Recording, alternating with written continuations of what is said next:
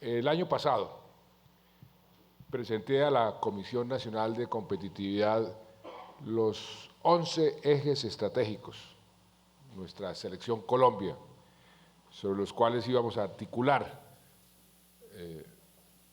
el apoyo a la competitividad de Colombia y el impulso al sector productivo de nuestro país entre el año 2014 y el año 2018. Y hoy, un año después, podemos decir que se puede ver en el horizonte un nuevo factor que va a impulsar la agenda de competitividad, tal vez como nunca antes, pero que al mismo tiempo representa unos inmensos retos para la nación y sobre todo unos inmensos retos para las regiones.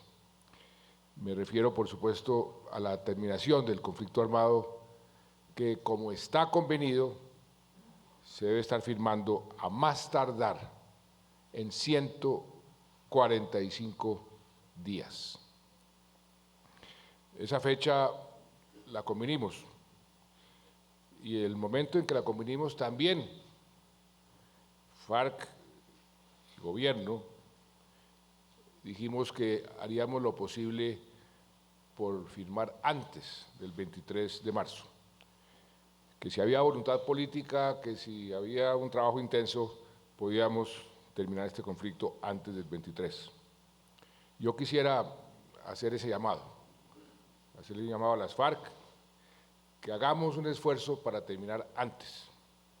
El comandante de las FARC inclusive mencionó, ¿por qué no darle un regalo, un buen regalo de Navidad o de Año Nuevo al país? Y como dicen, le cojo la caña.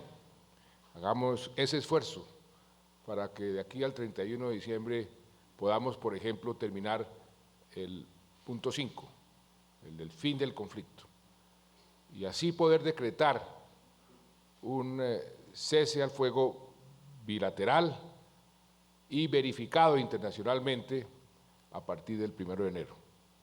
Si hacemos ese esfuerzo para avanzar, como se ha venido avanzando en ese tema del fin del conflicto, y tenemos la disposición, por lo menos de parte del gobierno existe totalmente y las instrucciones a los negociadores son esas, podemos proceder en esa dirección. Por otro lado, se está enviando, va a viajar una delegación de congresistas el día de mañana, pasado mañana, a La Habana, senadores y representantes, y van con un propósito: explicar lo que está sucediendo en el Congreso en materia del fin del conflicto, en materia del proceso de paz, de las reformas que se están tramitando y los propósitos de esas reformas. Y decirles a estos señores que han visto esto con cierta aprensión, que esto lo que hace es acelerar toda la implementación de los acuerdos, que es del interés de todo el mundo. En todos los procesos de paz y parte de las lecciones aprendidas que hemos tenido de muchos procesos que hemos venido estudiando con mucho cuidado, con mucho análisis, es que hay que acortar en la medida de lo posible el tiempo entre el momento en que se firman los acuerdos y el momento en que se implementan esos acuerdos. Y el propósito de las reformas en el Congreso, de las reformas constitucionales que hoy se están tramitando, tiene precisamente ese objetivo: acortar los tiempos. Acortar los tiempos, y tiene otro objetivo, que es muy importante porque, por supuesto, existe la desconfianza de que cualquier cosa que se acuerde puede ser modificado por el Congreso. Y por eso se está tramitando procedimientos que además se utilizan en muchos congresos del mundo entero, lo que llaman en Estados Unidos, por ejemplo, el fast track, que tengan unos procedimientos rápidos y que el Congreso pueda decir sí o no, pero que no se reabran las discusiones sobre cada punto que se ha venido discutiendo. Esos son los dos propósitos de estas reformas. Y ¿Por qué es tan importante que se tramiten y que se aprueben? Hagamos un pequeño ejercicio de los tiempos. Si estamos en este momento iniciando el proceso de acto legislativo que requiere 8 debates, hoy, Dios mediante, deben aprobar en el Senado de la República el segundo debate, pues el proyecto de acto legislativo estará listo a más tardar en junio del año entrante. Si no se hace nada, si no se hubiese hecho ningún acto legislativo, las reformas necesarias para implementar los acuerdos tendrían que comenzar en agosto del año 2016. Y el ejercicio que estamos haciendo ahora, entonces, se retrasaría un año. Y después las leyes que hay que tramitar y otras reformas constitucionales tendrían un tiempo adicional. O sea que si firmamos 23 de marzo o antes, estaríamos dejando un tiempo demasiado largo entre el momento en que se firma y el momento en que se implementa. De manera que lo que estamos haciendo, lo que estamos buscando es ir ganando tiempo y estableciendo procedimientos que puedan acortar en el Congreso las decisiones legales que se necesitan para implementar los acuerdos. Nada más. Y lo está haciendo el propio Congreso, como ha sucedido anteriormente. Aquí el Congreso no está sacrificando ni está entregando nada de sus poderes soberanos, de sus capacidades y de sus responsabilidades. Está simplemente poniendo en marcha unos procedimientos más rápidos y por eso creo que es importante discutir con las FARC la bondad de lo que se está haciendo para el bien del proceso y para el bien del país y de la paz. Y les decía que un factor nuevo, un factor importante en materia de competitividad es la paz, porque si uno hace un análisis sobre los costos en materia de productividad, que es uno de los temas que en este Consejo se mira con mucho detenimiento, los costos que se ha venido acumulando por el conflicto armado, uno se da cuenta que el mejor negocio desde el punto de vista, desde la perspectiva de la competitividad, es la paz. Les voy a dar solamente un ejemplo, uno. La productividad, y ahora les hablaré de las metas que tenemos en ese frente. La productividad es tal vez de los cuellos de botella más complicados que tiene Colombia y toda América Latina, porque esto no es un problema colombiano, es un problema latinoamericano, como bien lo repite insistentemente el BID. Pues bien, en materia de productividad, el costo para el país del conflicto medido solamente en lo que pasa con los más de 7,5 millones de desplazados es infinito. Un estudio de la Universidad de los Andes, realizado entre otros por la decana Ana María Ibáñez, hizo una medición. ¿Qué le pasa a la productividad de una persona o de una familia cuando es desplazada? Cuando sale de su entorno y se va a esos cinturones de miseria a las ciudades. Que la productividad de esa persona disminuye entre el 50 y el 90%. Multipliquen por 7,5 millones y pongan eso dentro del contexto económico. Eso es una de las muchísimas razones para poder decir con certeza que el paso más importante en materia de competitividad es lograr esa paz. La firma de este acuerdo pues, va a poner el país en una nueva etapa y tenemos ahora que hablar del posconflicto.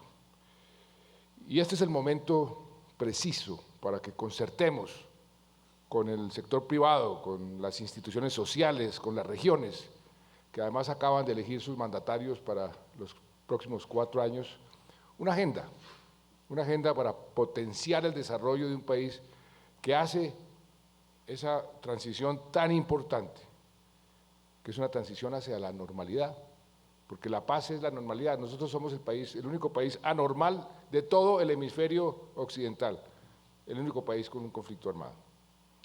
Es el momento de dedicarnos ahora con más facilidad a aumentar la productividad y a incorporar a la actividad económica zonas y personas que han sido y siguen siendo afectadas por el conflicto y por eso mismo han sido excluidas. En la visión 2032 nos propusimos la meta de ser la tercera economía más competitiva de América Latina. Y según el último estudio de competitividad del Foro Económico Mundial, ya somos la quinta, luego de haber subido, creo que 5 escaños. Son pasos en la dirección correcta, pero ustedes, todos los aquí presentes y yo sabemos que nos queda mucho camino por recorrer. Y vamos a recorrerlo juntos. Los 11 ejes estratégicos de intervención que fijamos hace un año, esos derivaron en 33 proyectos concretos, con indicadores en cuanto a estructuración, en cuanto a planeación, a seguimiento. Y hoy vemos adelantos importantes en temas como, ustedes los conocen muy bien, las concesiones viales de cuarta generación, donde ya están adjudicados 19 proyectos de la primera y segunda ola. Se aprobaron también ahí 9 iniciativas privadas y esperamos que todo comiencen las obras, veamos los bulldozers, veamos el movimiento de tierras de la primera ola en cuestión de semanas, no de meses. Entre otros proyectos que muestran avances significativos están lo que prometimos que íbamos a tratar de impulsar, que no fue fácil, la ley anticontrabando. Y afortunadamente el Congreso de la República finalmente la aprobó. También está el COMPES de beneficios tributarios para la innovación. Ustedes saben todos que les agregamos a la ciencia y tecnología los beneficios tributarios, 1,75 pesos de descuento por cada peso que se invierte en ciencia, tecnología e innovación. Está el COMPES sobre análisis de impacto normativo, y ahí tenemos que hacer mucho más en la parte normativa, donde en todos los índices de competitividad estamos rezagados en la parte judicial, y está también la reglamentación de las garantías mobiliarias. Y hoy quiero destacar el papel fundamental de las regiones en todo este proceso para mejorar nuestra competitividad. El plan de desarrollo designó a las llamadas comisiones regionales de competitividad, ciencia, tecnología e innovación como la única, óigase bien, la única instancia de interlocución del Gobierno Nacional para la implementación de la Agenda Nacional. Esto es bien importante que se entienda, porque van a ser los únicos interlocutores.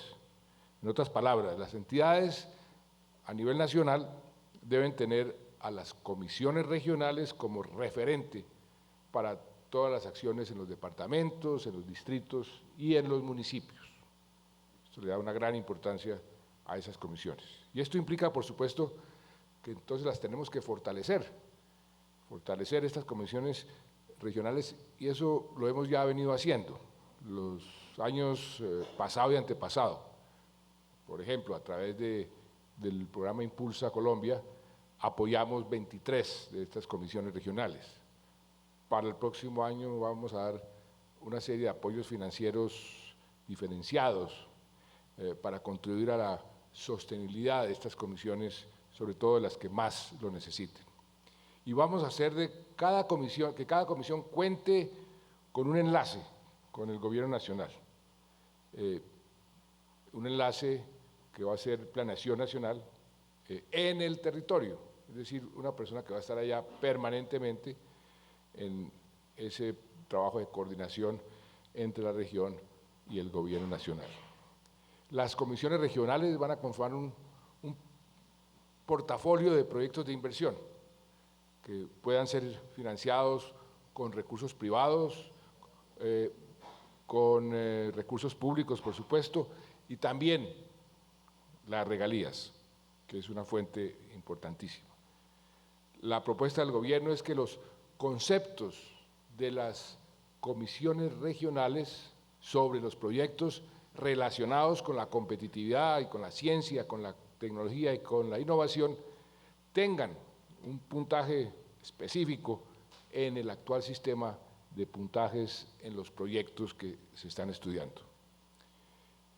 En la misma línea, vamos a crear dentro del Sistema Nacional de Competitividad, el comité se ha llamado de regionalización, que será una instancia técnica que coordine y haga seguimiento al fortalecimiento de estas comisiones regionales, es decir, que vaya viendo cómo las comisiones regionales que van a adquirir ese poder, van a adquirir esas responsabilidades, pues que estén preparadas para asumirlas y que ayude a articular la agenda nacional con las regionales. Y quiero aprovechar hoy para invitar al sector privado a que asuma el liderazgo. Es importante que el sector privado esté al frente de esta tarea de fortalecimiento de las comisiones regionales en cada uno de los departamentos para orientar las acciones, por ejemplo, de los nuevos gobernantes y también para ayudarlos a formular, a imaginarse esa visión de largo plazo que debe tener cualquier gobernante. Y esto entra como anillo al dedo en lo de la paz, porque la paz, lo he dicho 1000 veces, se construye y se consolida en las regiones. Por eso hemos hablado de paz territorial, porque las acciones más importantes del posconflicto se cumplirán precisamente en las regiones, en el campo, en todas esas zonas donde estuvo el conflicto presente, que fueron afectadas por tanto tiempo por esta guerra. Y hoy quiero invitar a los gremios, a la academia, a todos a que sean socios y artífices de la reconciliación, participando a través de las comisiones regionales, en los diálogos regionales para la planeación y el desarrollo y la construcción de ese país que nos vamos a imaginar en paz. Y esa reconciliación debe incluir a todo el mundo, no importa de dónde venga, la medida en que todo el mundo participe, se sienta que está aportando, eso es muy importante. Y como queremos que el sector privado sea nuestro mejor aliado en el desarrollo de los proyectos para consolidar esa paz territorial, vamos a crear también dentro del sistema el Comité de Empresas y Construcción de la Paz. Ese comité se va a encargar de identificar y de hacer seguimiento a los proyectos de iniciativa empresarial, en particular en el campo, proyectos que sean incluyentes, que fomenten la calidad laboral, que cuiden el medio ambiente, que tengan componentes de algo que yo he venido tratando de estimular, la innovación social. Y eso está dando buenos resultados. Estos proyectos se harán según la priorización geográfica que establezca el Consejo Institucional del Posconflicto. Va a haber una serie de criterios para ver dónde comenzamos, no se puede hacer todo al mismo tiempo, pero se van a ir priorizando y tendrán incentivos y tendrán además seguimiento por parte del gobierno. Como ustedes saben, un poco cambiando el tema, a pesar de la difícil coyuntura internacional, nuestra economía viene creciendo y seguirá creciendo muy por encima del promedio de América Latina. Ese es otro factor fundamental de la competitividad, tener una economía sólida, tener una economía que tenga la confianza en el largo plazo. Y eso es lo que hemos venido construyendo con mucha dificultad en estos últimos 5 años y creo que hemos logrado llegar a ese círculo virtuoso de una economía con una situación fiscal en equilibrio o o positiva, aceptable. Eso genera mejor acceso al crédito, mejores calificaciones de nuestros bonos soberanos, eso incentiva la inversión fomenta el crecimiento genera más recursos y entonces se crea ese círculo virtuoso.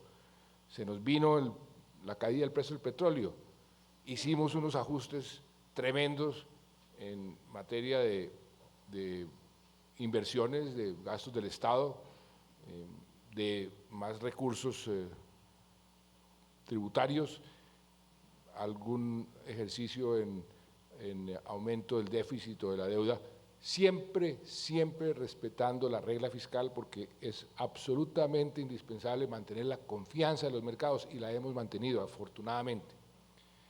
Y hoy estamos pues ya con el ajuste hecho, por ejemplo, en materia de dejar de depender de los ingresos petroleros. Hace 2 años, los ingresos petroleros representaban una quinta parte, el 20% de todos los recursos del gobierno. Para el presupuesto del año entrante que aprobamos, de ese 20% bajó a 2%, un poquito más de 2%. Imagínense lo que eso significa de ajuste, pero ya lo hicimos, ya nos acoplamos. Y eso es lo que los mercados y los analistas están apreciando. Colombia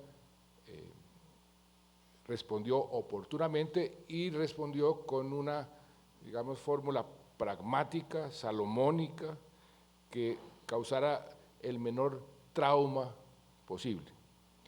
Y a pesar de lo que estamos viviendo en la región, pues Colombia va a ser el país de mayor crecimiento junto con Chile en este año también.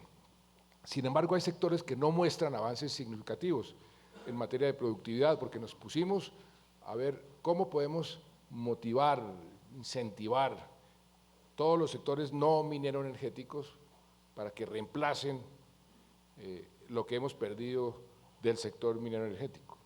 Y hay sectores pues, que no han respondido, por supuesto que esto requiere tiempo, no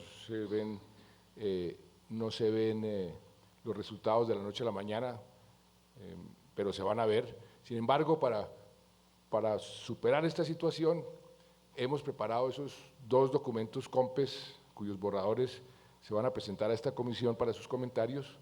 Se trata de un documento sobre la política de desarrollo productivo y otro sobre la política precisamente de ciencia, tecnología e innovación, que son 2 políticas absolutamente necesarias y complementarias. ¿Cuáles son? Brevemente, los principales lineamientos de la política de desarrollo productivo que contiene el primer documento. El objetivo de este documento es lo que les mencionaba al principio, aumentar la productividad, que sigue siendo en Colombia demasiado baja.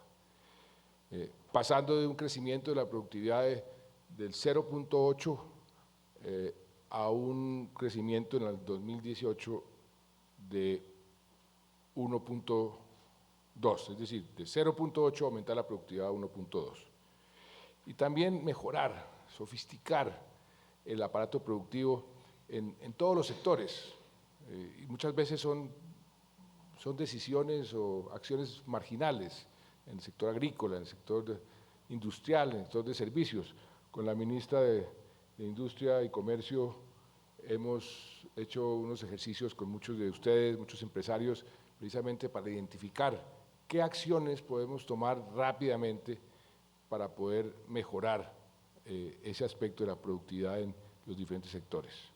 Y la política de desarrollo productivo es una parte de la agenda integral de competitividad, ustedes lo saben mejor que yo, que incluye temas de logística. La logística es bien importante, la ministra de Transporte ha venido insistiendo en esta parte. De nada nos sirve construir esas carreteras maravillosas. Hablaba yo anoche con unos empresarios caleños, si saliendo de las ciudades se devoran el doble del tiempo que nos ahorramos en las autopistas entre una ciudad y otra. Entonces, la parte logística. Ayer estuvo aquí el presidente de una compañía que es dueña entre otros de Maersk. Está haciendo una inversión en el puerto de Cartagena, en el puerto de Buenaventura, muy grande, y me decía, mire, una cosa muy halagüeña pues para los colombianos, esta es una de las empresas más grandes del mundo que tiene como una especie de grupo de países donde tienen puesto el ojo porque dicen, estos países tienen futuro y uno de ellos es Colombia. Me dijo, por eso estoy aquí, porque nosotros hicimos un análisis frío, objetivo, sobre todas las condiciones, lo que se está haciendo, lo que estamos viendo, y Colombia es uno de esos países y por eso estoy aquí. Y hablaba, yo le preguntaba, bueno, pues los puertos, ¿cómo están los puertos colombianos comparados con otros puertos? Y la conclusión de esa conversación muy interesante es, temas de cuellos de botella logísticos son fundamentales, entonces tenemos que tratar de buscar cómo romper esos cuellos de botella. Los costos de energía. Afortunadamente se nos presentó el Niño y esto pues, nos va a retrasar un poco ese propósito que tenemos de ir disminuyendo los costos de energía. El gran reto de la formalización, la estabilidad macroeconómica de la cual les hablaba ahora, el tema tributario. Soy consciente que nuestro sistema tributario no es un sistema que ayude a la competitividad, es un sistema que concentra demasiado en pocos contribuyentes, es un sistema que no es lo más amigable a la competitividad y por eso nuestro propósito con el ministro de Hacienda es que en esta reforma estructural ese principio de que sea amigable a la competitividad esté presente. Y sobre eso es lo que vamos a trabajar permanentemente. En este caso nos hemos concentrado en los instrumentos, en el COMPES, que afectan las decisiones de los empresarios sobre el tema de la productividad, en aspectos como la formación de personal calificado, que cada vez en un mundo más competido es más importante, en aspectos donde tenemos que seguir avanzando, que hemos hecho avances importantes, pero tenemos que seguir avanzando en la financiación, en la calidad de los productos y en las facilidades para exportar.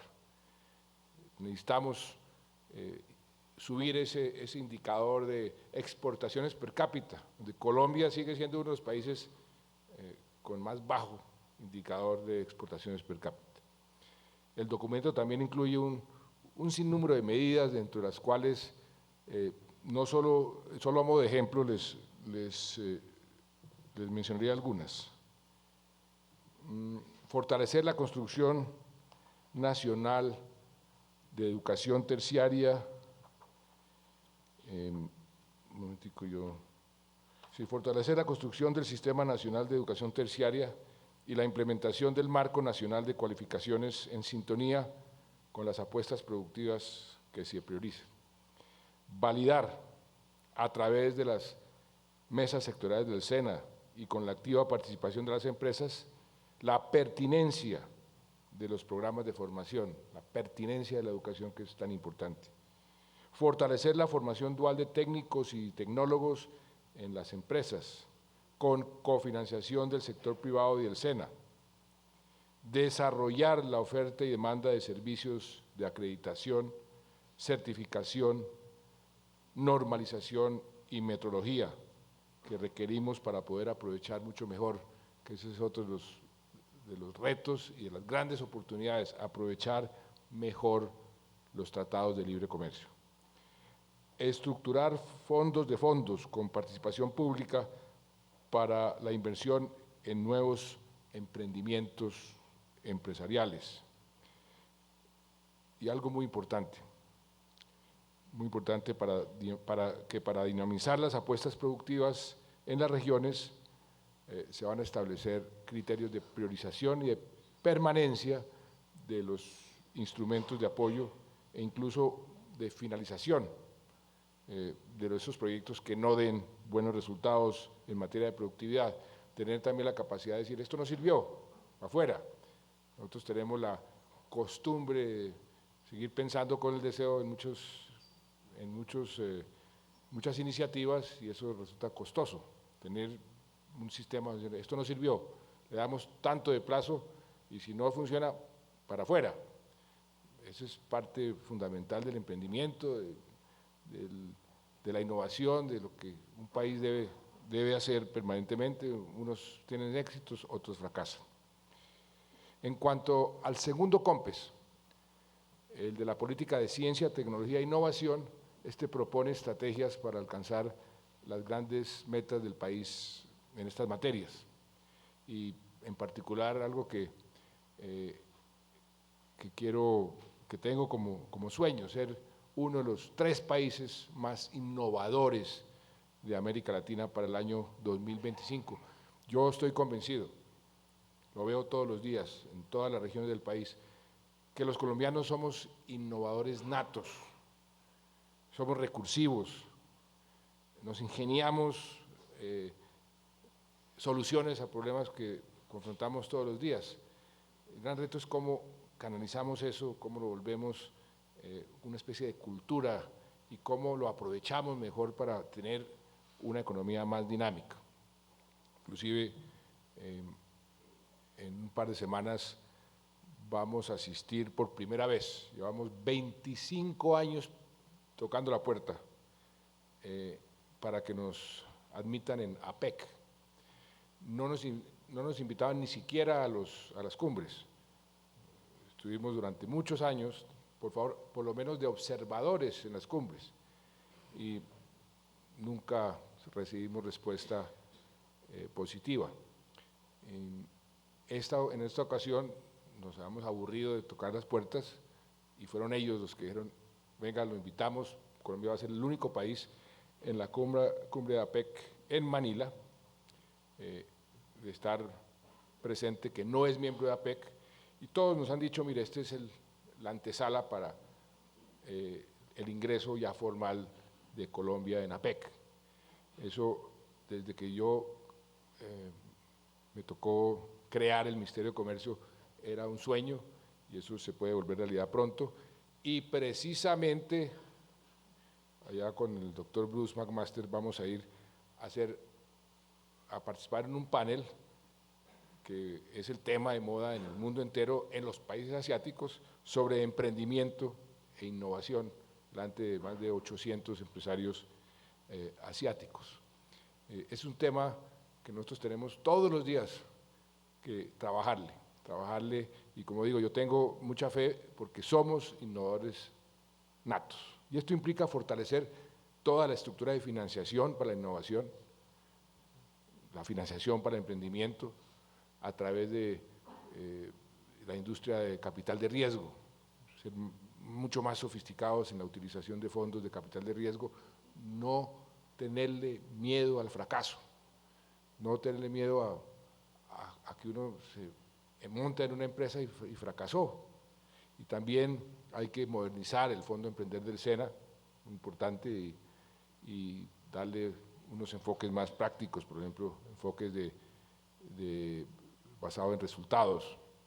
Y este documento, el documento COMPES, plantea también la creación de 5 centros nacionales de investigación y desarrollo tecnológico que queremos que sean de talla mundial, para 5 áreas estratégicas que se definan, 4 fondos sectoriales y la definición de un plan de investigación para los próximos 10 años. Por supuesto que se requiere un capital humano de excelencia y también por eso vamos a ir aumentando la formación, por ejemplo, de doctores. Mucha gente no sabe la importancia para un país de tener una masa crítica importante de gente con PhDs, con doctorados, y lo que queremos es llegar a más de 5.500, 5.600 para ser exactos, doctores anuales para el año 2025.